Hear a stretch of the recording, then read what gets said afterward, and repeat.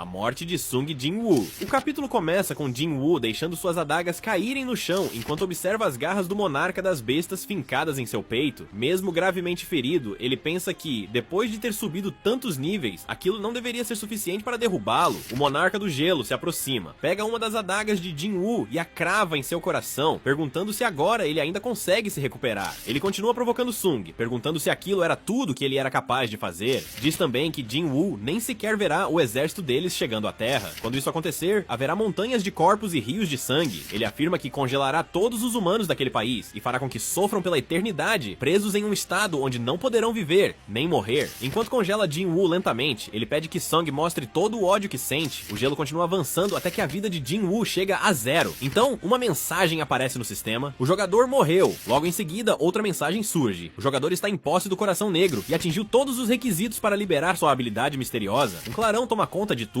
Quando abre os olhos novamente, Sung está em um hospital. Ele se levanta assustado, lembrando-se de tudo o que aconteceu, e começa a se perguntar se aquilo foi apenas um sonho. Nesse momento, Woo Jin-choo entra no quarto e pergunta se ele finalmente acordou. Sung fica surpreso e imediatamente pergunta ao presidente o que aconteceu com os monarcas e com os monstros, e como ele ainda está vivo. Woo Jin-choo fica confuso e diz que precisa esclarecer 3 coisas. A primeira, ele não é presidente. A segunda, ele quer saber o que Sung quis dizer sobre estátuas que se movem. E a terceira, ele quer saber como Jin-woo sabe quem ele é. Ele pergunta se os dois já se viram antes. Sung fica surpreso e começa a perceber que aquele quarto é muito familiar. Woo Jin-choo comenta que Jin-woo não se parece com a foto que viu. Em seus pensamentos, Sung percebe que aquele é o mesmo quarto onde acordou depois do incidente do covil duplo. Woo Jin-choo pergunta se ele está bem, e Jin-woo pede um momento para organizar seus pensamentos. Ele começa a se perguntar como aquilo está acontecendo. Ao verificar seus status, percebe que eles continuam exatamente os mesmos, todas as habilidades, o mesmo nível, e até mesmo todo o conteúdo de seu inventário, incluindo suas adagas. Nesse momento, Jin-ah entra no quarto perguntando o que ele está fazendo e se ele bateu a cabeça, mas ao olhar para ele, ela se assusta e começa a se perguntar se entrou no quarto errado. Jin-woo imagina que talvez ela não o reconheça, já que antes sua aparência mudou gradualmente, então ele brinca dizendo que ela mal consegue reconhecer o próprio irmão mais velho. Mesmo assim, ela pergunta se é realmente ele, dizendo que ele parece ter crescido muito. Sung responde que é apenas impressão. Logo depois, ele diz que precisa sair e que vai até a Associação de Caçadores. Jin-ah pergunta o que ele vai fazer lá e ele responde que pretende desistir de ser caçador. Antes de sair, ele diz para ela voltar para a escola, pois sabe que ela saiu durante o horário de aula para visitá-lo. Ele também olha para Han Song-yi e diz para ela nem pensar em desistir dos estudos para se tornar caçadora. Song-yi fica confusa, se perguntando como ele sabe o nome dela. Enquanto vai embora, Jin-woo percebe que não tem mais seus soldados das sombras. Ele pensa que precisará reconstruir seu exército, mas também se pergunta como aquilo é possível. Ele começa a considerar uma possibilidade absurda. Será que ele realmente voltou no tempo? Jin-woo vai até o local onde medem o poder dos caçadores. Quando testam sua força, todos ficam chocados com o resultado. Antes que peçam outro teste, ele diz que quer uma reunião com o presidente. Os funcionários dizem que irão guiá-lo até lá, mas Sung responde que já conhece o caminho e decide ir sozinho. No elevador, ele encontra um homem familiar. É o assassino com quem ele lutou no início da história. O homem pensa em qual mentira contará dessa vez para a associação e mal percebe que Jin-woo está atrás dele. Sung então comenta que, mesmo tendo uma habilidade de furtividade, ele ainda faz o trabalho de forma descuidada. O homem se assusta e tenta pegar uma de suas facas, mas Jin-woo já as tomou antes mesmo que ele percebesse. Sung diz que, em breve, alguém pedirá para ele vingar a filha. Ele deixa claro que não se importa com o que o homem faz com criminosos. Porém, se ele machucar qualquer caçador inocente durante isso, ele mesmo irá matá-lo, e diz que aquela é apenas um aviso. O homem fica tremendo e se pergunta quem é Jin-woo, dizendo que ele parecia um fantasma. Jin-woo então entra na sala do presidente e arregala os olhos, pensando que parece ter passado uma eternidade desde a última vez que o viu. O presidente pergunta se está tudo bem com ele. Nesse momento, uma mensagem aparece diante de Jin-woo: você gostaria de recomeçar o mundo? O diretor começa dizendo que irá direto ao ponto, mas Song o interrompe e diz que tem um acordo. Ele pede que o regulamento seja alterado para que invocações possam ser consideradas membros de um grupo. Em troca, ele promete matar todas as formigas da ilha Jeju. O presidente acha uma proposta absurda e lembra que inúmeras tentativas de raid naquela ilha já falharam. Mas então ele sente a aura de Jin-woo. Sung diz que aquela ilha é algo que somente ele pode resolver e garante que eliminará todas as formigas. O presidente fica completamente chocado ao sentir um poder que supera até mesmo o dos caçadores de ranking nacional. A cena então mostra vários acontecimentos que Jin-woo conseguiu mudar. Ele salva Lee Joo-hee de seu assassino e ela decide se aposentar. Ele entra no portal vermelho para encontrar Tang.